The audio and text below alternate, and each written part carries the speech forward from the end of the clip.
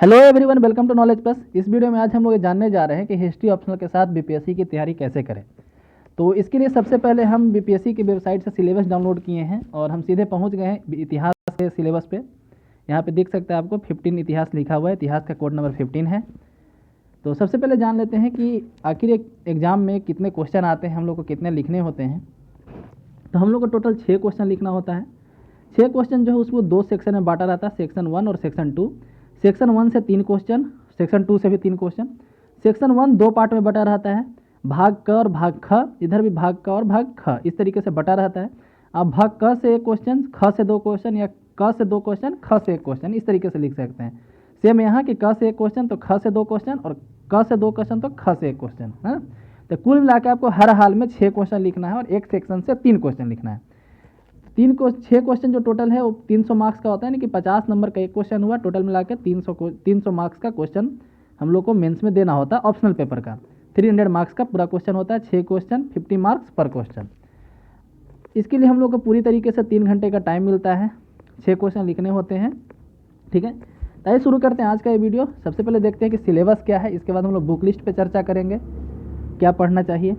तो सेक्शन 1 के भाग क में है भारत के इतिहास, शुरू से लेकर के 760 ईस्वी तक, 760 ईस्वी तक शुरू से हम लोग को पढ़ना। जैसे सिंधु सभ्यता सबसे पहले है, उसका उद्गम, विस्तार, प्रमुख विशेषताएं, महानगर, व्यापार और संबंध, ह्रास के कारण, उत्तरजीविता और शांतत्व, है ना। तो सिंधु सभ्यता जो है स्टार्ट कैसे हुआ, उसका विस्तार कहाँ से कहाँ तक था, उसका क्या विशेषता था, क्या उनको नगर वहाँ थे, उसका ट्रेड कहाँ से था, किस किस कंट्री से उसका संबंध था, क्यों डिक्लाइन कर गया सिंधु सभ्यता, क्यों खत्म हो गया, ये सब हम लोग को पढ़ना है। उसके बाद वैदिक युग के बारे में, वैदिक साहित्य, वैदिक युग का भौगोलिक क्षेत्र, सिंधु सभ्यता और जैविक संस्कृति के बीच असमानताएं, जो वैदिक कल्चर है और इंडस वैली सिविलाइजेशन का कल्चर था, क्या डिफरेंस है, क्या उसमें समानता है, क्या सिमिलरिटी है। राजनीतिक, सामाजिक और आर्थिक प्रतिरूप, महान धार्मिक विचार और रीति रिवाज, इसके बारे में पढ़ना है। मौर्य काल से पहले के बारे में पढ़ना है। धार्मिक आंदोलन जैसे जैन, बौद्ध और अन्य धर्म, सामाजिक और आर्थिक स्थिति, मगध साम्राज्य का गणतंत्र और वृद्धि, किस तरीके से मगध एम्पायर बड़ा हुआ, उसका उससे जो मगध एम्पायर था वो किस तरीके से बड़ा हुआ, किस तरीके से फैला, डिक्लाइन कैसे कर गया, उसके बारे में हम लोग को पढ़ना है। उसके बाद मौर्य समाज, साधन, साम्राज्य प्रशासन का उद्भव, वृद्धि और पतन, सामाजिक और आर्थिक स्थिति, मौर्य समाज में सामाजिक और आर्थिक स्थिति कैसा था, अशोक का क्या नीति था, अशोक जब सुधरा कलिंग के युद्ध के बाद तो कैसा था, इसके बारे में हम लोग को पढ़ना है। मौर्य काल के बाद की बात करें तो उसके बाद उत्तर और दक्षिणी भारत में प्रमुख राजवंश, मौर्य काल जब डिक्लाइन हुआ तो इंडिया छोटे छोटे डिफरेंट राजाओं में, मतलब कि क्या बोलते हैं उसको, राजवंश में बट चुका था, डिफरेंट छोटे छोटे एम्पायर में। तो उस समय क्या स्थिति था, जो मेन राजवंश थे, आर्थिक और सामाजिक, संस्कृत और प्राकृत, तमिल, ये सब हम लोग को पढ़ना है। संस्कृत, प्राकृत और तमिल धर्म, यानी महायान का उदय, ईश्वरवादी उपासना, फिर वहाँ उस समय के कला, गंधार, मथुरा और जो डिफरेंट स्कूल बन गए थे सेंट्रल एशिया से, उसका क्या रिलेशन था उसके बारे में। गुप्त काल के बारे में पढ़ना है, गुप्त साम्राज्य का उदय और पतन। उसके बाद प्रशासन, बका टका जो थे उनका प्रशासन कैसा था, सामाजिक अर्थव्यवस्था कैसा था। साहित्य, कला और धर्म, दक्षिण पूर्व एशिया से संबंध, इसके बारे में पढ़ना है। गुप्त काल के पश्चात की बात करें तो मतलब कि गुप्त काल के बाद पोस्ट गुप्त एम्पायर, तब पुष्यभूति, मेघादेश, उसके पश्चात गुप्त राजा कौन कौन हुए, हर्षवर्धन और उसका शासनकाल, बादामी का चालुक्य, पल्लव, समाज, प्रशासन और कला, अरब जो कन्क्वेस्ट किया था इंडिया के ऊपर, है ना, इसके बारे में पढ़ना है। उसके बाद विज्ञान, प्रौद्योगिकी, शिक्षा और ज्ञान का सामान्य पुनरीक्षण। ये भाग क में हम लोग को इतना पढ़ना है। भाग ख में हम लोग को 750 लेकर 1200 ईस्वी तक हम लोग को पढ़ना है, यानी दिल्ली सल्तनत का स्टार्ट होने तक पढ़ना है। मध्ययुगीन भारत, राजनीतिक और सामाजिक दशा, राजपूत और उनकी नीतियों और सामाजिक संरचना, भू संरचना और समाज पर प्रभाव, इसके बारे में पढ़ना है। व्यापार और वाणिज्य, फिर कला, धर्म, दर्शन, शंकराचार्य, तटवर्ती क्रियाकलाप, अरबी से संबंध, आपसी सांस्कृतिक प्रभाव, राष्ट्रकुल, इतिहास में उनकी भूमिका, राष्ट्रकुल के बारे में, इतिहास में उनकी भूमिका, कला और संस्कृति में योगदान, यानी चोल साम्राज्य, स्थानीय स्वायत्त सरकार, ये तो 66 पीपीएससी में क्वेश्चन भी आया था, है ना, कि स्थानीय स्वायत्त सरकार किस एम्पायर का फेमस था। भारतीय ग्रामपति के लक्षण, दक्षिण में समाज, अर्थव्यवस्था, कला और विद्या, उसके बारे में पढ़ना है। गजनी जो है, मोहम्मद गजनवी के आक्रमण के पूर्व भारतीय समाज, अलबरूनी के दृष्टांत, अलबरूनी क्या कहा था इंडिया के बारे में, ये सब हम लोग को पढ़ना है। उसके बाद 1200 से लेकर 1765 तक का, यानी कि बैटल ऑफ प्लासी तक का। तो उत्तर भारत में दिल्ली सुल्तनत की नींव और कारण, परिस्थितियाँ, समाज पर, भारतीय समाज पर उसका क्या प्रभाव पड़ा। खिलजी साम्राज्य, सार्थकता और आशय, प्रशासनिक और आर्थिक विनियमन, राज्य एवं जनता पर उनका प्रभाव। मोहम्मद बिन तुगलक के अधीन राजनीतियों और प्रशासनिक सिद्धांतों की नवीन स्थिति। फिरोज शाह की धार्मिक नीति, लोक निर्माण, ये सब हम लोग को पढ़ना है। दिल्ली सल्तनत का विघटन, उसका विघटन कैसे हुआ, डिक्लाइन कैसे हुआ दिल्ली सल्तनत, उसका क्या कारण था, भारतीय राजतंत्र और समाज पर इसका क्या प्रभाव पड़ा, राज्य का स्वरूप और विशेषता, उसके बारे में पढ़ना है। राजनीतिक विचार और संस्थाएं, कृषक संरचना और संबंध, शहरी केंद्रों की वृद्धि, व्यापार और लघु वाणिज्य, शिल्पकारों और कृषकों, नवीन शिल्प, उद्योग और प्रौद्योगिकी, भारतीय उद्योग की स्थिति, ये सब हम लोग को पढ़ना है। भारतीय संस्कृति पर इस्लाम का प्रभाव, जब मुस्लिम रूलर यहाँ पे आए तो उसका क्या प्रभाव इंडियन कल्चर पे पड़ा, मुस्लिम रहस्यवादी आंदोलन, भक्ति संतों की प्रकृति और सार्थकता, महाराष्ट्र धर्म, मराठा एम्पायर के बारे में पढ़ना है। वैश्व पुनर्उदारकों के आंदोलन की भूमिका, चैतन्य आंदोलन के सामाजिक और धार्मिक सार्थकता, मुस्लिम सामाजिक जीवन पर हिंदू समाज के प्रभाव, विजयनगर एम्पायर के बारे में पढ़ना है, उसका उत्पत्ति कैसे हुआ, उसका वृद्धि, कला साहित्य और संस्कृति में योगदान, सामाजिक और आर्थिक स्थितियाँ, प्रशासन की पत्ती, विजयनगर साम्राज्य का विघटन, उसके बाद इतिहास के स्रोत, प्रमुख इतिहासकारों, शिलालेखों और मंत्रियों का विवरण, उत्तर भारत में मुगल साम्राज्य की स्थापना, बाबर की चढ़ाई के समय हिंदुस्तान में राजनीतिक और सामाजिक स्थिति, बाबर और हुमायूं, भारतीय समुद्र में पुर्तगाली नियंत्रण की स्थापना, इसके राजनीतिक एवं आर्थिक परिणाम, उसके बाद सूर, राजनीतिक राजस्व और असैनिक प्रशासन, सूर कहने को तो शेरशाह सूरी के बारे में है, शेरशाह सूरी के बारे में पढ़ना है हम लोग को। अकबर के अधीन मुगल साम्राज्य का विस्तार, राजनीतिक एकता, अकबर के अधीन राजतंत्र का नवीन स्वरूप, अकबर का धार्मिक राजनीतिक विचार, गैर मुस्लिमों के साथ संबंध कैसा था, फिर मध्ययुगीन भारत में क्षेत्रीय भाषाओं और साहित्य की वृद्धि, कला और वास्तुकला का विकास, राजनीतिक विचार और संस्थाएं, मुगल साम्राज्य की प्रकृति, भू राजस्व प्रशासन, मनसबदारी और जागीरदारी पद्धतियाँ, इससे क्वेश्चन हर बार मतलब कि लगभग आ जाता है, भूमि संरचना और जमींदारों की भूमिका, खेतीहर संबंध, सैनिक संगठन, औरंगजेब की धार्मिक नीति, दक्षिण में मुगल साम्राज्य का विस्तार, औरंगजेब के विरुद्ध विद्रोह, स्वरूप और परिणाम क्या था, शहरी केंद्र का विस्तार, औद्योगिक अर्थव्यवस्था, शहर और ग्रामीण विदेशी व्यापार और वाणिज्य, मुगल और यूरोपीय व्यापारी कंपनियां, हिंदू मुस्लिम संबंध, एकीकरण की प्रवृत्ति, संयुक्त संस्कृति 16वीं से 18वीं शताब्दी तक, ये पढ़ना हम लोग को।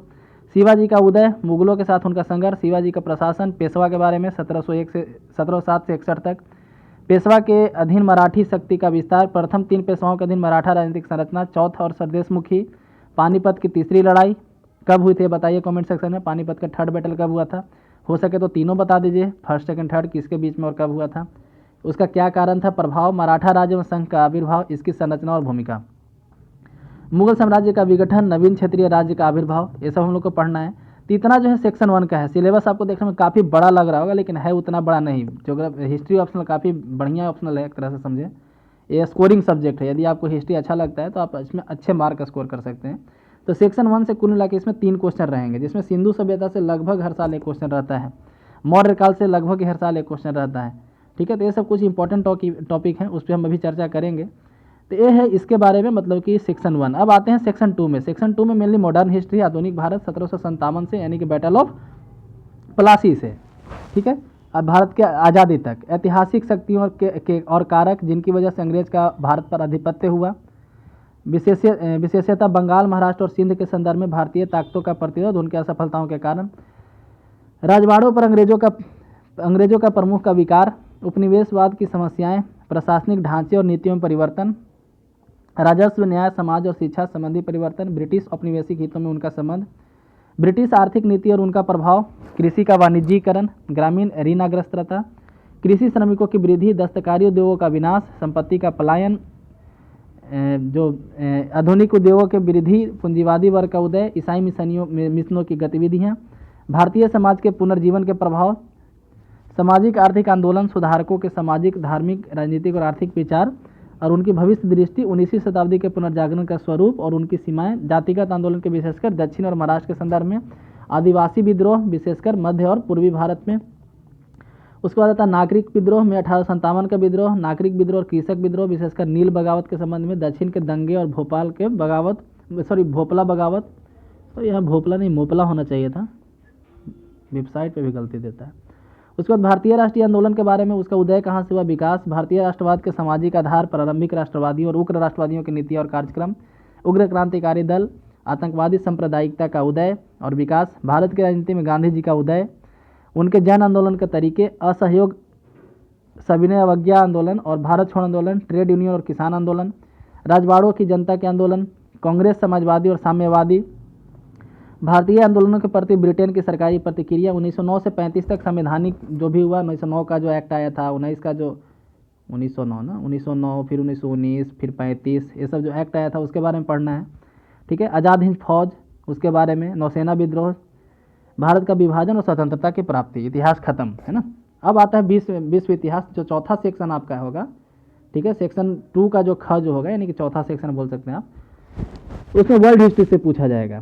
ठीक है, तो वर्ल्ड हिस्ट्री में सबसे पहले आएगा भौगोलिक खोजों, डिफरेंट जो यूरोपियन के द्वारा डिफरेंट ज्योग्राफिकल एरिया को खोजा गया था उसके बारे में, सामंतवाद का पतन, पूंजीवाद का प्रारंभ, यूरोप में पुनर्जीवन और धर्म सुधार, नवीन निरंकुश राजतंत्र, राष्ट्र राज्योदय, पश्चिमी यूरोप में वाणिज्यिक क्रांति, वाणिज्यवाद, इंग्लैंड में संसदीय संघों का विकास, 30 वर्षीय युद्ध, यूरोप के इतिहास में इसका महत्व क्या है। फिर फ्रांस का प्रभुत्व के बारे में पढ़ना हम लोग को, कहाँ गया, हाँ, तो विश्व के वैज्ञानिक दृष्टिकोण का उदय, प्रबोधन का युग, अमेरिका की क्रांति एवं इसका महत्व, फ्रांस की क्रांति तथा नेपोलियन का युग 1789 से 1815 तक, विश्व इतिहास में इसका महत्व, पश्चिमी यूरोप में सुधारवाद तथा प्रजातंत्र का विकास, औद्योगिक क्रांति का वैज्ञानिक तथा तकनीकी पृष्ठभूमि, यूरोप के औद्योगिक क्रांति की अवस्थाएं, यूरोप में सामाजिक तथा श्रम आंदोलन, उसके बाद विशाल राष्ट्र राज्यों का सुदृढ़ीकरण, इटली का एकीकरण, जर्मन साम्राज्य का आबादीकरण, अमेरिका का सिविल वार, 19वीं और 20वीं शताब्दी में एशिया तथा अफ्रीका में उपनिवेशवाद तथा साम्राज्यवाद, चीन तथा पश्चिमी शक्तियां, जापान और इसके उदय की बड़ी शक्ति के रूप में आधुनिकीकरण, यूरोपीय शक्तियों का ओटोमन एम्पायर है ना, ओटोमन एम्पायर जो है ना, उसके बारे में पढ़ना है, यूरोपियन पावर के साथ साथ। प्रथम विश्व युद्ध के बारे में, भारत युद्ध का आर्थिक तथा सामाजिक प्रभाव, पेरिस का संधि जो हुआ था 1919 में, ट्रीटी ऑफ पेरिस, उसके बारे में। उसके बाद रशियन रेवोल्यूशन से क्वेश्चन आते हैं, 1917 का जो रशियन रेवोल्यूशन है, रूस में आर्थिक तथा सामाजिक पुनः निर्माण, इंडोनेशिया, चीन तथा हिंद चीन, इंडो चाइना में राष्ट्रवादी आंदोलन, चीन में साम्यवाद का उदय और स्थापना, अरब संसार में जागृति, मिस्र में स्वाधीनता तथा सुधार हेतु संघर्ष, कमाल अतातुर्क के अधीन आधुनिक तुर्की का आविर्भान, अरब राष्ट्रवाद का उदय, अरब मतलब कि अरब जो वहाँ नेशनलिज्म जागना, 1929 से 32 का विश्व वलन, फ्रैंकलिन डी रूजवेल्ट का नया व्यवहार, न्यू डील पॉलिसी जो उसका था रूजवेल्ट का, यूरोप में सर्वस्तावाद, इटली में मोहवाद, जर्मन में नाजीवाद, जापान में सैन्यवाद, द्वितीय विश्व युद्ध का उद्गम तथा परिणाम। ये पूरा सिलेबस है हमारा हिस्ट्री का, ये हिस्ट्री का आपका सिलेबस है। सिलेबस थोड़ा सा बड़ा है देखने में, लेकिन उतना बड़ा भी नहीं है जितना देखने में लग रहा है, एक आसानी से इसको कवर किया जा सकता है। तो एक बार हम क्वेश्चन देख लेते हैं, 66 बीपीएससी में किस तरीके के क्वेश्चन आए थे, हम लोग उसको एक बार देख लेते हैं, उसके बाद बुक लिस्ट के बारे में जानेंगे। तो हम लोग यहाँ क्वेश्चन देखते हैं। सबसे पहले देखिए सेक्शन ए में जो क्वेश्चन है, सेक्शन फर्स्ट में भाग ए जो पार्ट ए है, उसमें क्वेश्चन है discuss the doctrine of karma in the system of Buddha and Mahavira, point out their similarities and difference. आपको इसमें टोटल जो है 3 ही क्वेश्चन लिखना है। तो हम सेक्शन ए से मात्र एक क्वेश्चन लिखे थे, इस बार मेरा ऑप्शनल हिस्ट्री था 65th में, है ना। जैसे कलिंग के युद्ध से आया था कि after the Kalinga war proved a turning point in the career of Ashoka and produced result of far reaching consequences in the history of India. Kalinga युद्ध अशोक के जीवन का वर्तन बिंदु सिद्ध हुआ, यानी एक टर्निंग पॉइंट हुआ, और इसके अनेक दूरगामी परिणाम निकले जिनका भारतीय इतिहास पर महत्वपूर्ण प्रभाव पड़ा। उसके समुद्रगुप्त से क्वेश्चन आया था, समुद्रगुप्त ने अपने विजयों में दोहरी नीति क्यों अपनाई? Why did Samudragupta follow dual policy in their conquest? Some king he uprooted, other he dethrone and reinstated, है ना। किसी को उन्होंने पूरी तरह से नष्ट कर दिया, कुछ को राज सिंहासन से हटाया और पुनः सिंहासन पर बैठाया। इसके बारे में हम लोग को बताना था। उसके बाद फिर भाग बी में से 2 क्वेश्चन हम लिखे थे, है ना। कुल मिलाकर 3 क्वेश्चन हमको लिखना था। तो पार्ट ए से 1 क्वेश्चन और पार्ट बी से 2 क्वेश्चन लिखे थे। जैसा कि आप देख सकते हैं यहाँ कि in every field of medieval Indian society there were elements of conflict and synthesis which resulted in evolution of a composite culture, elucidate the authenticity of this statement. तो था कि मध्यकालीन भारतीय समाज में संघर्ष एवं समन्वय की नीति हर क्षेत्र में देखी गई, जिसके परिणाम स्वरूप एक नई मिश्रित संस्कृति का जन्म हुआ। इस कथन की सत्यता की व्याख्या कीजिए। उसके बाद क्वेश्चन था कि अकबर के वैचारिक दृष्टिकोण का प्रतिबिंब तत्कालीन साहित्य में दृष्टिगत होता है। The reflection of the vision of Akbar is found in the literature of that time. इसके बारे में लिखना था कि उस समय जो भी लिटरेचर हैं, जो भी किताब हैं, तो उस समय अकबर के बारे में किस तरीके से डिस्क्राइब करते हैं। उसके नेक्स्ट है कि economic life at the end of 16th century was characterize essentially by inadequate production of faulty distribution. Discuss the statement. 16वीं शताब्दी के अंत में आर्थिक जीवन की प्रमुख विशेषता थी अपर्याप्त उत्पादन और दोषपूर्ण वितरण। इस कथन की विवेचना कीजिए, है ना। तो ये था। देखते हैं नेक्स्ट यहाँ पे। तो अब आते हैं सेक्शन 2 पे। तो सेक्शन 2 में इंडियन मॉडर्न हिस्ट्री से पूछा जाएगा। तो मॉडर्न हिस्ट्री में the Indian renaissance was originally at the theosophic nature before covering itself with the grave of national movement, it gave rise to many socio religious agitation. In the light of ever statement discuss the nature of Indian renaissance, जिसे कहा जा रहा है कि भारतीय पुनर्जागरण ने मूलतः आध्यात्मिक स्वरूप लिया था। राष्ट्रीय आंदोलन का दुसाला ओढ़ने के पूर्व उसने कई सामाजिक और आर्थिक आंदोलन को जन्म दिया। जैसे इंडिया में जो रिवोल्यूशन हुआ, एक तरह से बोलते आज़ादी की लड़ाई हुआ, तो पहले आज़ादी की लड़ाई बाद में हुआ, पहले जो है मतलब कि धार्मिक रिवोल्यूशन, जैसे नॉन कॉपरेशन मूवमेंट जो उसके पहले खिलाफत आंदोलन हुआ है ना, तो वही यहाँ पे पूछा गया है कि एक धार्मिक और सामाजिक आंदोलन पहले हो जाता था। जैसे पहले चंपारण सत्याग्रह के पहले क्या हुआ कि नील की खेती में दिक्कत हुआ, सोशल एक तरह से सोशल प्रॉब्लम को सुधारा गया। तो इस तरीके से बाद में चंपारण सत्याग्रह एक नेशनल मूवमेंट के रूप में लिया, आज़ादी की लड़ाई का आगे चल के रूप लिया, तो वही यहाँ पे बताना था। नेक्स्ट है कि the development of modern machine based industries in India during the period of British rule played a significant role in the rectification of national economy of the country. Bharat में ब्रिटिश शासनकाल में आधुनिक मशीनों पर आधारित उद्योगों के विकास ने देश की राष्ट्रीय अर्थव्यवस्था के शुद्धिकरण में महत्वपूर्ण भूमिका निभाई थी। इसको स्पष्ट कीजिए। नेक्स्ट क्वेश्चन था describe the effect of Gandhian thought on Indian society and culture, Bharatiya Samaj और संस्कृति में गांधी जी की विचारधारा के प्रभाव का वर्णन कीजिए। उसके बाद आते हैं हम लोग सबसे लास्ट सेक्शन में, चौथा सेक्शन जो वर्ल्ड हिस्ट्री का होता है। तो फ्रेंच रिवोल्यूशन से क्वेश्चन था कि the French revolution was not caused by the philosopher but by the condition of national life and mistake of the government, do you agree with this statement. यानी France की क्रांति दार्शनिकों के कारण नहीं हुई, अपितु राष्ट्रीय जीवन की परिस्थितियों एवं सरकार की गलतियों के कारण हुई। इस कथन से आप सहमत हैं तो उसके बारे में बताइए। नेक्स्ट था कि what were the causes of great October socialist revolution 1917, रसिया में क्रांति जो हुआ था उसका क्या कारण था, हमें क्वेश्चन को लिखे थे। What were its effect on the world politics, world politics पे रशियन रिवोल्यूशन का क्या प्रभाव पड़ा उसके बारे में बताइए। रूजवेल्ट का न्यू डील पॉलिसी, इस बार क्वेश्चन में लगभग हर 2 साल में आ जाता है और इसका सिग्निफिकेंस को बताना था। ठीक है, तो यह था क्वेश्चन जो इस बार आया था। कुल मिलाकर 12 क्वेश्चन है, उसमें से आपको 6 लिखने हैं। ठीक है, 6 लिखने हैं। 50 नंबर का एक क्वेश्चन है, जैसे आप यहाँ देख सकते हैं। नंबर आई थिंक बगल में नहीं दिया है इसमें, पहले इसके पहले वाले में दिया रहता था नंबर जो है ना। एक क्वेश्चन 50 नंबर का होता है और आपको 6 क्वेश्चन लिखने होते हैं। कुल मिलाकर 300 मार्क्स का ये पेपर होता है। अब बुक लिस्ट के बारे में बात कर लेते हैं। तो सबसे पहले यहाँ पे देखते हैं एंशिएंट इंडिया के लिए, है ना, एंशिएंट इंडिया के लिए कौन सा बुक लें। तो ये जो है ओल्ड एनसीईआरटी बुक है, ये अब नहीं चलता है। एनसीईआरटी का अब नया वाला आता है, लेकिन ये पुराना एनसीईआरटी आपको दुकान में मिल जाएगा। पटना में आप गांधी मैदान के पास दुकान में बोलिएगा कि पुराना एनसीईआरटी हमको चाहिए, ओल्ड एनसीईआरटी। तो इंग्लिश हिंदी और दोनों मीडियम वहाँ पे आपको मिल जाएगा। राइटर का नाम है राम शरण शर्मा और ये क्लास 11th का बुक है एंशिएंट इंडिया का। जो बुक हम आपको वो बुक बता रहे हैं जो बुक हम यूज किए, मतलब जिस बुक को लेकर के हम तैयारी किए हैं। आप दूसरा बुक भी वहाँ पर रेफर कर सकते हैं। तो एंशिएंट इंडिया का बुक जो है जो हम पढ़े थे वो है राम शरण शर्मा का ancient India history text book of class 11। ये ओल्ड एनसीईआरटी का बुक है। ठीक है, आप ध्यान दीजिएगा, ओल्ड एनसीईआरटी, पुराना सिलेबस वाला एनसीईआरटी है। मिडिवल इंडिया के लिए बात किया, ये भी ओल्ड एनसीईआरटी है, सतीश चंद्र के द्वारा लिखा गया है। ये भी ओल्ड एनसीईआरटी का बुक है, मिडिवल इंडिया। ये भी क्लास 11th का बुक था। तो ये हो गया modern ancient India, medieval India के लिए। उसके बाद यदि बात करें मॉडर्न इंडिया के लिए, तो मॉडर्न इंडिया के लिए बिपिन चंद्रा का बुक ये काफ़ी अच्छा है, ये भी काफ़ी अच्छा बुक है। इसके अलावा हम 2 बुक मतलब मेनली हम 2 बुक, ये book from policy to partition, ये बुक को हम ज़्यादा रेफर करते थे। ऐसे हम दोनों बुक, इसके अलावा हम स्पेक्ट्रम भी पढ़े हैं। ठीक है, तो सारा बुक अच्छा है, किसी भी बुक लेकर के आप तैयारी कर सकते हैं। लेकिन ये बुक ज़्यादा मतलब कि मेंस को दृष्टिकोण से देखें तो ये ज़्यादा बेटर है बाकी दोनों के, स्पेक्ट्रम और बिपिन चंद्रा के मुकाबले। राइटर का नाम है शेखर बंदोपाध्याय। ठीक है, बुक का नाम है from policy to partition. Policy यानी कि 1757 से लेकर के 1947 तक, वहाँ तक का इसमें दिया गया है। काफ़ी अच्छे से मेंस को लेकर के बुक काफ़ी बढ़िया है। बिपिन चंद्रा के मुकाबले थोड़ा मतलब मेंस के दृष्टिकोण से देखें तो बिपिन चंद्र के मुकाबले बढ़िया है। बाकी सारा बुक बढ़िया ही है, कोई ख़राब बुक नहीं है। तो फ्रॉम पॉलिसी टू पार्टीशन ये बुक हम रेफ़र किए थे और राइटर का नाम है शेखर बंदोपाध्याय। आपको बुक ऑनलाइन भी मिल जाएगा या फिर दुकान में भी जा करके ले सकते हैं। इसके अलावा बिपिन चंद्र का भी बुक काफ़ी बढ़िया बुक है, हिस्ट्री ऑफ मॉडर्न इंडिया, है ना, ये ब्लैक स्वान पब्लिकेशन का आता है, इसको भी आप पढ़ सकते हैं।